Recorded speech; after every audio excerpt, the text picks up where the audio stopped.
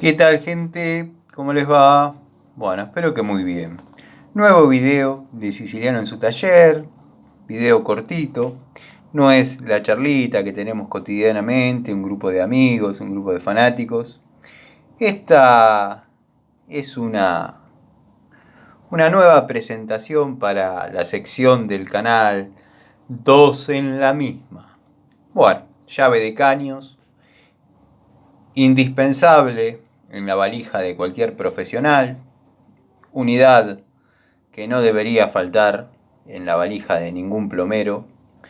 Bueno, voy a describir un poco a cada una.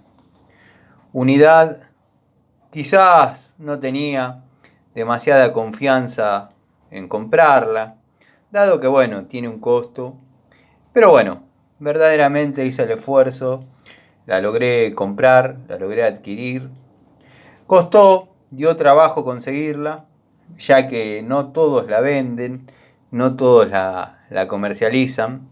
Pero bueno, la verdad que mis dudas fueron todas evacuadas. La herramienta va muy bien, va muy bien. Si no afloja, rompe. Verdaderamente una unidad, como dije, no debería faltar en la valija de ningún profesional. Plomeros de verdad, no plastiqueros, plomeros de verdad utilizan esta herramienta.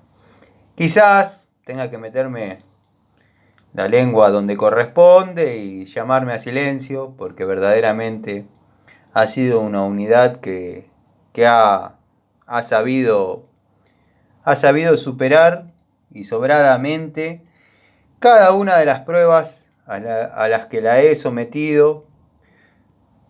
Muy tranquila, herramienta que se trabaja cómodo y seguro. De una anatomía, de una configuración un poco extraña, para lo que quizás estamos acostumbrados a la antigua escuela.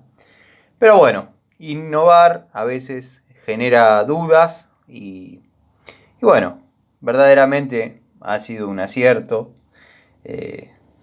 Como dije antes, no debería faltar en la valija de ningún profesional. Verdadero plomero puede trabajar confiado con esta unidad. Verdaderamente no me arrepiento para nada de haberla comprado, dado que ha sabido superar las expectativas y se pagó sola. Verdaderamente se pagó sola. Me ha dado buen resultado, así que bueno. Si en algún momento dudé de la calidad, me arrepiento. Bueno, la otra es una Nerrucci.